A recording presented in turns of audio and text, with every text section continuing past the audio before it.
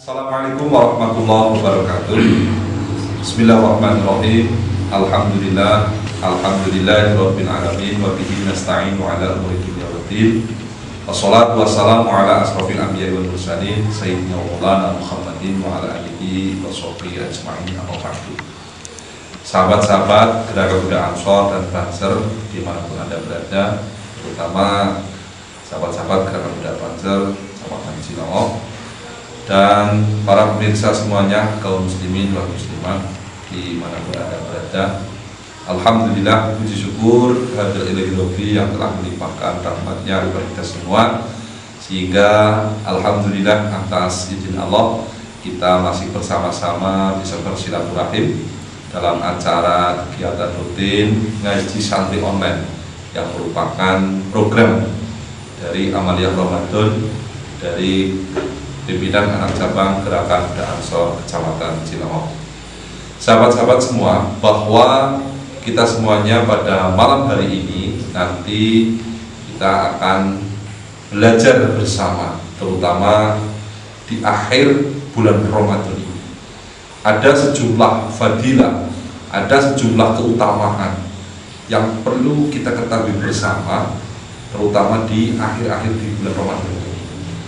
Sebuah keutamaan yang akan membawa kita kepada golongan orang-orang yang memiliki derajat yang lebih tinggi. Sebuah keutamaan yang tidak bisa kita dapatkan di bulan-bulan yang lain. Oleh karena itu, pada malam hari ini secara khusus yang merupakan kegiatan ngaji santri online, kita akan dibahas secara tuntas oleh beliau berbicara kita pada malam hari ini, Bapak Kiai Nur Abidin. Sugeng Budaya Pak Kiai. Beliau merupakan Ketua MBC NU Kecamatan Cilongok dan juga beliau termasuk aktivis muda NU yang senantiasa istiqomah berkhidmat, memperjuangkan NU, memperjuangkan Islam ala ahlu sunnah wal jamaah, terutama di Kecamatan Cilongok. Beliau lahir pada tahun 1972 untuk riwayat pendidikannya dari MI Lambung Sari, kemudian SMP 1 Aji Barang, kemudian beliau melanjutkan di pondok pesantren di Kesugihan, kemudian sampai di S1-nya di Institut Agama Islam Imam Al-Ghazali, kemudian beliau melanjutkan S2-nya di Solo. Saat ini riwayat pekerjaan beliau sebagai Kepala KUA Purwokerto Selatan. Nyuwun sewu Pak Kiai, alhamdulillah pada malam hari ini kita bisa bertemu kembali, sami sehat sedaya keluarga. Malam hari ini kami mohon untuk diberikan keterangan tentang fadilah terutama di 10 hari akhir, terutama kita semuanya tentang Lailatul Qadar. Oleh karena itu sahabat-sahabat semuanya, mari kita simak, kita tata hati kita tata pikiran kita untuk bisa meraih ilmu sedemikian rupa yang nanti akan disampaikan beliau. Waktu kami persilakan. Assalamualaikum warahmatullahi wabarakatuh. Alhamdulillahirabbil alamin. Wassalatu wassalamu ala nabiyil karim sayyidina wa maulana Muhammadin sallallahu alaihi wasallam wa ala alihi wa sahbihi ajma'in. Amma ba'du. Sahabat-sahabat Ansor, Banser yang saya banggakan, yang berbahagia, para pemirsa dimanapun Anda berada, rahimakumullah. Alhamdulillah, malam ini kita bisa bersama bertemu walaupun tidak bertatap muka. Ini bagian dari karunia Allah yang wajib kita syukuri. Karena hari ini, malam ini tentu banyak saudara-saudara kita yang sakit, saudara kita yang menderita, ataupun saudara kita yang telah mendahului kita. Kita masih dikaruniai umur panjang, kesehatan, ketetapan iman Islam, maka wajib bagi kita bersyukur atas karunia Allah itu. Para pemirsa sekalian yang dirahmati Allah, malam hari ini kita sudah masuki Ramadan malam yang ke-23 24. Tanpa kita sadari kita sudah ke malam 24, itu artinya kita berarti masuk ke fase ketiga. Fase pertama adalah rahmat, yang kedua maghfirah, dan yang ketiga ngitqun minan nar, terbebas dari api neraka. Kita di fase ketiga ini dalam fase yang istimewa, fase yang luar biasa, di mana Rasulullah Muhammad SAW biasa meningkatkan ibadahnya, meningkatkan qiyamul lailnya, karena berburu satu keistimewaan, yaitu Lailatul Qadar. Para pemirsa yang dirahmati Allah, Lailatul Qadar ini hal yang luar biasa karunia dari Allah, karena Lailatul Qadar ini lebih bagus dari 1000 bulan. Pertama, kita pahami apa pengertian Lailatul Qadar. Profesor Quraish Shihab dalam satu karyanya, beliau menyebutkan bahwa ada beberapa makna dari Lailatul Qadar. Laila sudah jelas artinya malam, Qadar. Qadar makna yang pertama adalah penetapan. Lailatul Qadar artinya atau dapat dipahami sebagai penetapan Allah bagi perjalanan hidup manusia. Yang kedua, Qadar berarti kemuliaan atau syarif. Lailatul Qadar dapat dipahami sebagai malam kemuliaan, malam di mana ada hal yang luar biasa. Ada Al-Quran diturunkan dan juga ada pahala dilipat gandakan sampai lebih dari 1000 bulan. Kemudian yang ketiga, Qadar bermakna sempit. Lailatul Qadar artinya malamnya sempit. Kenapa dikatakan sempit? Karena malaikat-malaikat dalam jumlah yang luar biasa banyaknya turun ke bumi. Para pemirsa sekalian yang dirahmati Allah, Lailatul Qadar ini malam yang lebih baik dari 1000 bulan. Pertanyaannya, kenapa ayat ini turun? Banyak riwayat menyebutkan bahwa Lailatul Qadar ini turun.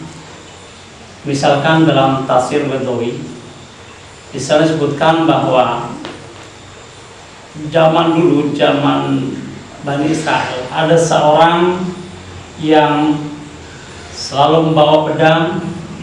Dia senantiasa berjuang fisabilillah selama 1000 tahun. Dan ini diceritakan Nabi kepada para sahabatnya, betapa luar biasanya perjuangan orang ini. Ketika mendengar cerita ini, para sahabat takjub sekaligus iri. Iri, bagaimana mungkin saya bisa menyamai mereka 1000 bulan, itu artinya 84 tahun. Sedangkan umur kita para sahabat ini pendek-pendek. Kemudian turunlah surat Al-Qadar ini. Ada juga riwayat lain bahwa surat Al-Qadar ini turun terkait dengan kisah Sa'mun al-Ghazi. Sa'mun al-Ghazi adalah Nabiullah, menurut riwayat Nabi Allah zaman Bani Israel. Dia berjuang, berperang melawan raja Israel yang zalim, yang kasar, yang bengis.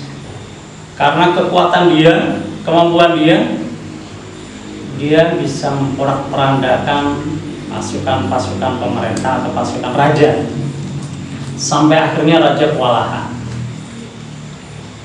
Karena kewalahan, dia mencari cara bagaimana supaya bisa menangkap atau membunuh Sa'mun al-Ghazi. Akhirnya sama penasehatnya dikasih ide, sebaiknya kasih sayembara.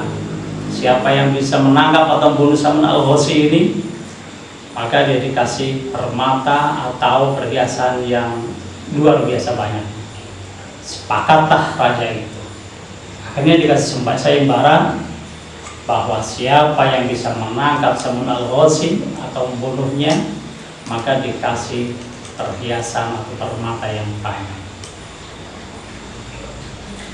Ketika sayembara itu menyebar, terdengar juga sama istrinya Sa'mun al-Ghazi, dan dia terpikat dengan hadiah sayembara itu. Pada akhirnya berbagai cara istrinya itu melakukan supaya Sa'mun al-Ghazi bisa dilumpuhkan. Tapi karena kuatnya, karena perkasanya, ketika dia diikat dengan tali, dengan mudahnya tali bisa dilepaskan. Ketika diikat dengan rantai besi, dengan mudahnya bisa dilepaskan. Ketika ditanya pada istrinya, kenapa kamu, saya diikat oleh Anda? Istri menyatakan, oh, saya cuma ingin mencoba kekuatan Kang Mas. Karena cintanya Sa'mun al-Ghazi pada istrinya, dia akhirnya membocorkan rahasia kekuatannya. Kalau Anda kepengen tahu kekuatan saya, adalah pada rambut saya. Kalau saya diikat dengan rambut, maka saya tidak bisa melepaskannya. Pada akhirnya ketika tidur, Sa'mun al-Ghazi diikat oleh istrinya dengan rambut dia. Dan berita itu disampaikan kepada istana. Pada akhirnya Sa'mun al-Ghazi dibawa ke istana. Dia disiksa, bahkan dibutakan matanya. Ketika kondisi sudah parah sekali, Sa'mun al-Ghazi minta pertolongan pada Allah Subhanahu wa Ta'ala. Karena menurut riwayat dia adalah nabi. Dan permohonannya dikabulkan oleh Allah. Dia diberi pertolongan oleh Allah, diberi kekuatan, pada akhirnya bisa lepas ikatan-ikatannya. Dan dengan kekuatannya, dia meruntuhkan istana, membunuh orang-orang di situ termasuk istrinya. Singkat cerita, istananya luluh lantak. Semua penghuninya meninggal, mati. Dan Sa'mun al-Ghazi sembuh. Kemudian dia bernazar, saya akan berjuang fisabilillah dan berbakti pada Allah selama 1000 tahun. Pada akhirnya dia melaksanakan nazarnya sampai meninggal. Ketika sahabat tahu cerita ini, dia mengatakan betapa banyaknya pahalanya. Maka turunlah ayat ini sebagai bandingan pahala daripada Sa'mun al-Ghazi ini. Para pemirsa yang dirahmati Allah, jadi malam Lailatul Qadar ini luar biasa. Maka sangat sayang kalau kita lewatkan. Sangat sayang kalau kita tidak beribadah mendekat kepada Allah dalam malam-malam. Pertanyaannya adalah, pertanyaan selanjutnya, kapan malam Lailatul Qadar itu? Banyak hadis-hadis riwayat yang menceritakan tentang kapan Lailatul Qadar itu turun.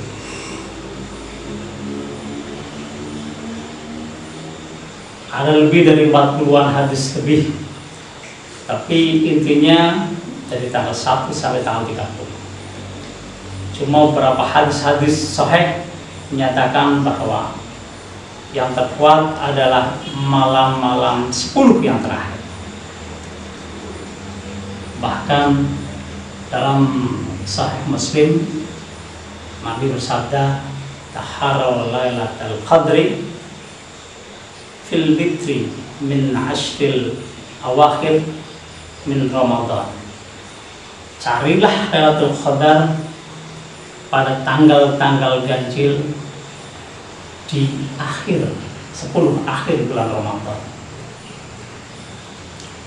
Dari hadis-hadis sahih Bukhari Muslim ini, pada akhirnya banyak ulama menyimpulkan bahwa Lailatul Qadar itu terjadi di hari-hari ganjil 10 hari terakhir bulan Ramadan. Dan Al-Imam Al-Ghazali, dia karena laku tirakatnya atau ibadahnya sudah luar biasa, dia dapat memberikan satu formula, satu hitungan-hitungan bahwa kalau Ramadan, awal Ramadan hari Ahad atau hari Rabu, maka boleh dikatakan Lailatul Qadar akan terjadi malam 29. Kemudian kalau Lailatul Qadar Ramadan diawali hari Senin, maka Lailatul Qadar tanggal 21, malam 21. Kalau hari Selasa atau Jumat, maka Lailatul Qadar terjadi malam 27. Kalau diawali hari Kamis, Lailatul Qadar terjadi malam 25. Ketika awal Ramadan hari Sabtu, maka Lailatul Qadar terjadi malam 23. Formula ini atau hitungan-hitungan ini dapat testimoni dari Mas Sadili bahwa sejak dia boleh dikatakan pas terus. Para guru sekalian yang dirahmati Allah, ini hitungan-hitungan dari Imam Al-Ghazali. Walaupun dalam kitab yang lain beliau ada formulasi lain, tapi secara umum yang dipegang adalah. Tapi ketika kita sebagai orang awam akan kenceng di hari itu, bisa jadi meleset, karena memang Lailatul Qadar itu bagian sir dari asrulillah, sir rahasia dari rahasia-rahasia Allah. Maka alangkah amannya kalau malam 1 Ramadan sampai 30 kita selalu aktif dalam ibadah-ibadah. Dan juga menurut Syekh Abdul Aziz Ad-Darani, dia mengatakan bahwa Allah merahasiakan Lailatul Qadar ini supaya orang-orang mukmin mau bersungguh-sungguh melaksanakan ibadah. Yajtahidul mu'min sa'ir syahri. Seperti halnya Allah merahasiakan wali-wali Allah di antara orang mukmin supaya apa? Yahtarima al-jami', supaya manusia itu mau menghormati manusia secara semua sama. Jadi kenapa wali-wali Allah dirahasiakan? Karena kalau ditujukan kita mungkin tidak mau sembarangan, tapi ketika tidak ditujukan, maka ketika ada orang minta-minta barangkali atau ada orang pakaian sombong samping, kita punya pikiran, wah jangan-jangan itu wali Allah, maka kita menghormati, kita ada sopan santun terhadap mereka. Ini bagian dari rahasia Allah. Pemirsa sekalian yang dirahmati Allah, kemudian apa yang mesti dilakukan supaya kita mendapatkan Lailatul Qadar? Kita mestinya mengacu pada apa yang dilakukan Rasul Muhammad SAW dan para salafus saleh. Ada banyak amalan-amalan, misalkan ketika menjelang 10 hari terakhir di bulan Ramadan, Rasul senantiasa i'tikaf, senantiasa salat malam diperkuat, bahkan syadda mi'zaruh, bahkan Rasul itu mengikat sarungnya atau mengikat gamisnya. Itu artinya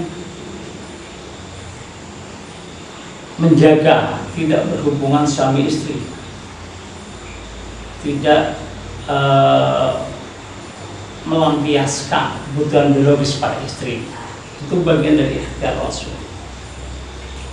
Kemudian tilawah Al-Quran, jamaah sholat, dan seterusnya. Banyak-banyak amalan-amalan yang bisa mengantarkan kita untuk mendapatkan Lailatul Qadar. Termasuk i'tikaf. Bagaimana i'tikaf ketika masjid misalkan ditutup? Ketika tempat-tempat ibadah yang biasanya kita ibadah berjamaah ditutup, bisakah kita mendapatkan fadilah i'tikaf di rumah misalkan?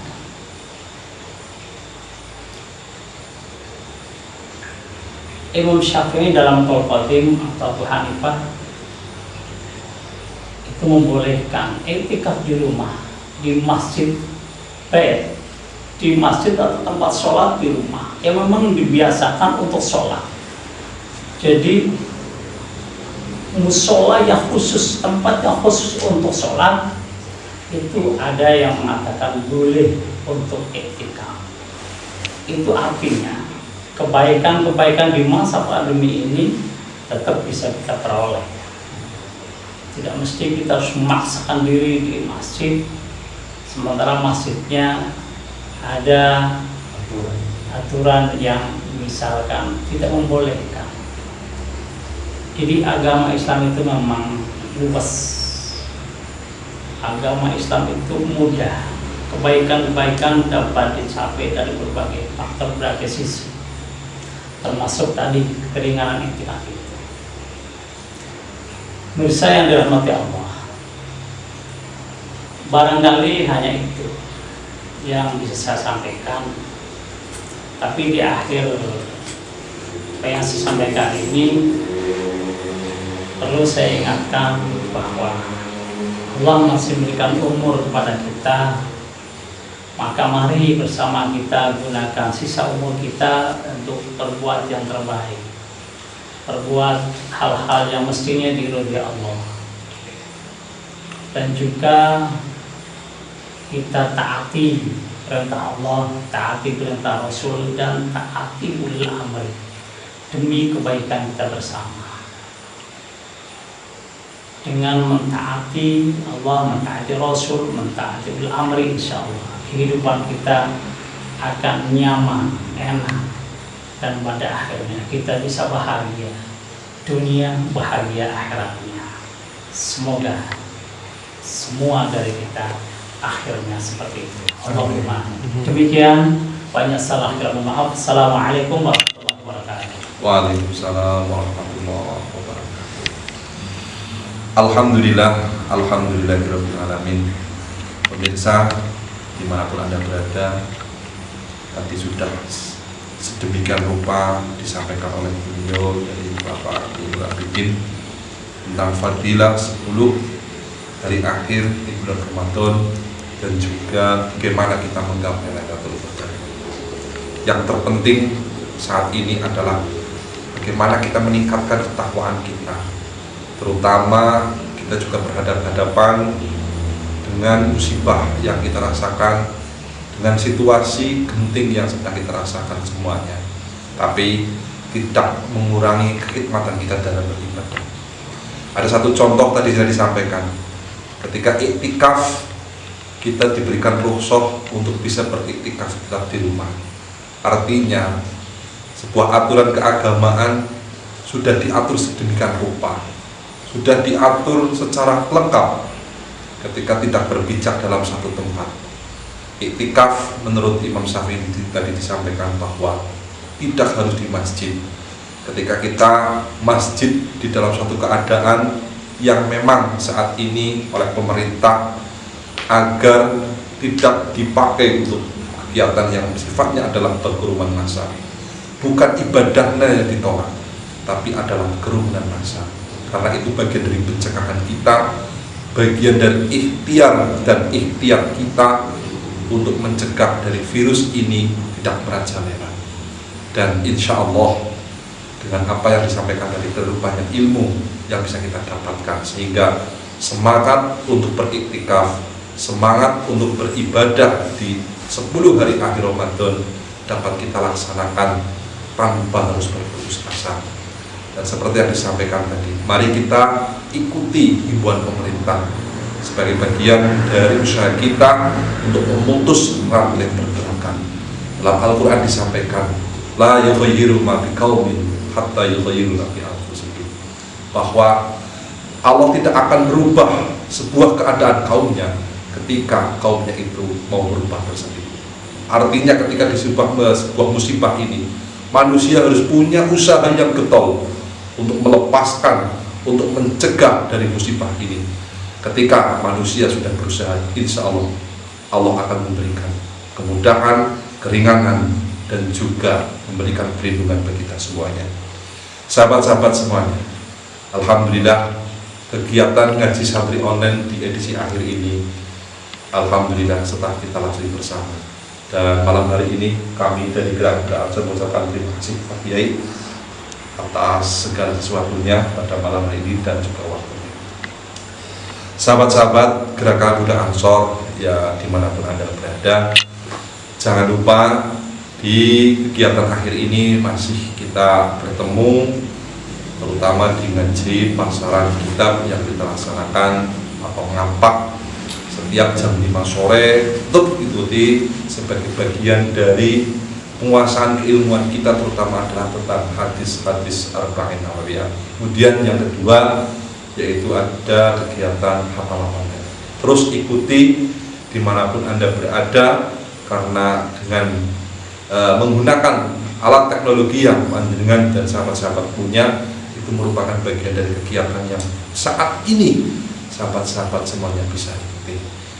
Sahabat-sahabat dan pemirsa yang dimanapun Anda berada, alhamdulillah untuk kegiatan ngaji santri pada malam hari ini saya kira sudah cukup sekian. Mudah-mudahan apa yang telah disampaikan betul-betul membawa manfaat bagi kita semuanya. Saya tutup bersama ihdinas siratal mustaqim. Akhirul qouli, assalamualaikum warahmatullahi wabarakatuh.